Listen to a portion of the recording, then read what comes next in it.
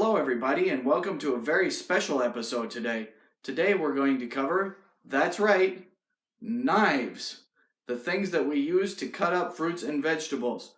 So some people have asked me, what are the common types of knives and what are they used for? What's a good brand? Things like that. So come with me and we'll cover my little collection that I have. So this has been pieced together over the years. This wasn't bought as a big set. I didn't get it on my wedding registry. That's right, I'm single, ladies.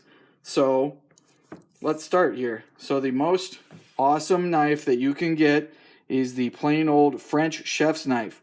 This knife can do anything: meat, vegetables, slicing, chopping, cutting, grating, or not grating, but it rocks.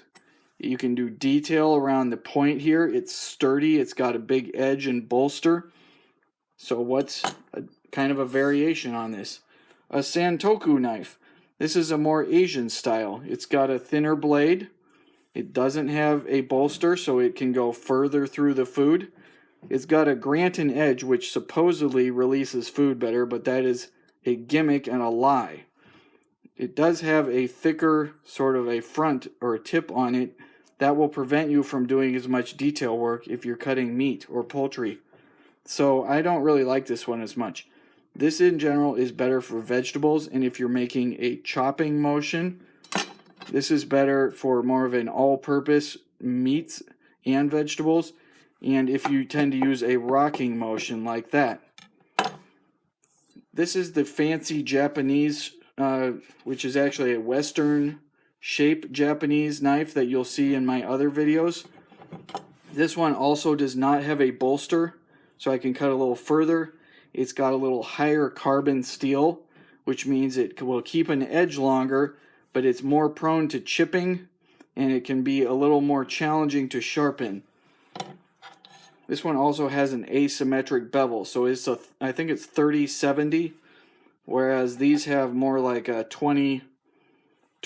So these are symmetrical on both sides. The idea is this pushes the food to the right as I cut it.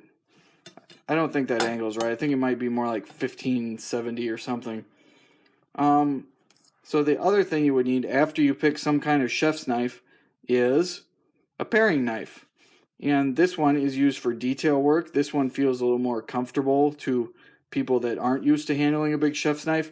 And that's because the tip is closer to your hand. So you're not as worried that the tip is all the way out here when you're cutting. So you can get in there. This is a longer paring knife.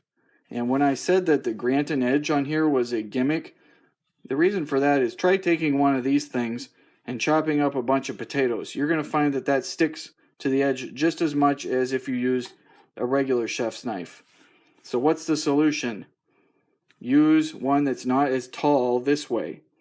The potato, which was about like that big, will not have as much knife to stick to, and it will come off a little easier. So you've all probably seen these different kinds. So let's get into the exciting knife. This is a boning knife or a fillet knife. It has a couple names. The main feature of this one is it's flexible, so you can see how it's curving when I'm flexing it here. The reason for that is this is used to get around bones when you're doing something like filleting a fish, where you're going real close against the board and you might be kind of pushing down along the board in between the skin.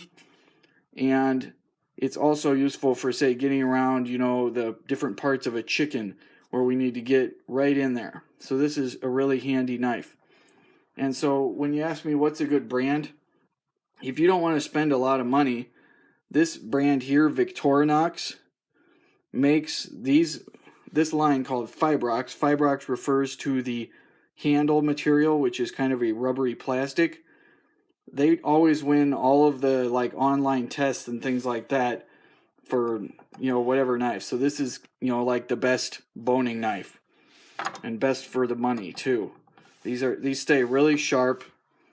They're good quality. They're just not very pretty if you're looking to impress your friends and relatives. Then there's one other knife which I would consider essential, and that's a serrated knife. This one is an offset serrated knife, meaning that the handle is not in line with the blade.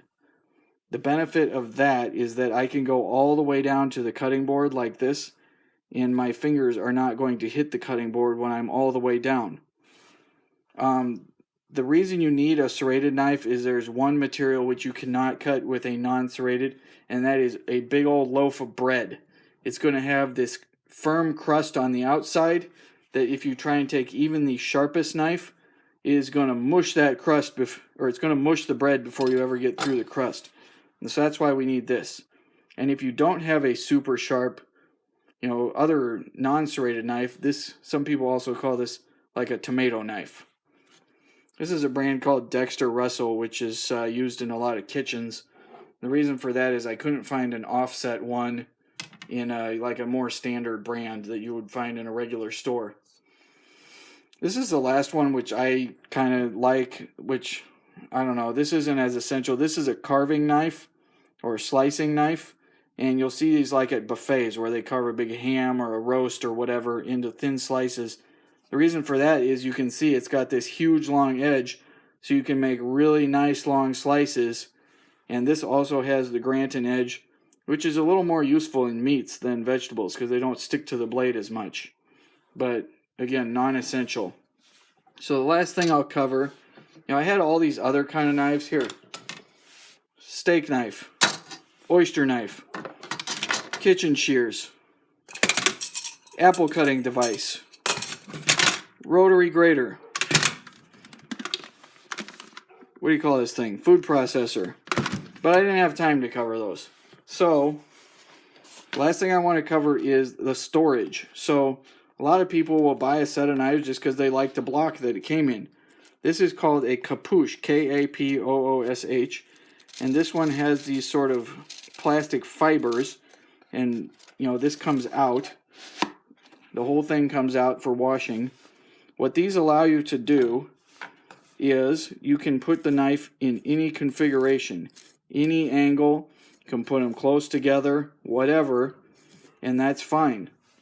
So this kind of odd collection I've pieced together that didn't all come together, I can fit them all in the same block. So that's my knives and what I would consider essential. Some kind of chef's knife, paring knife, maybe a long paring knife, fillet or boning knife, and an offset serrated knife. Or if you can't find that, a regular old serrated knife. Alright, that's it. I'm going to make another video about knife sharpening, so stay tuned for that if you're still awake. Alright, have a good evening.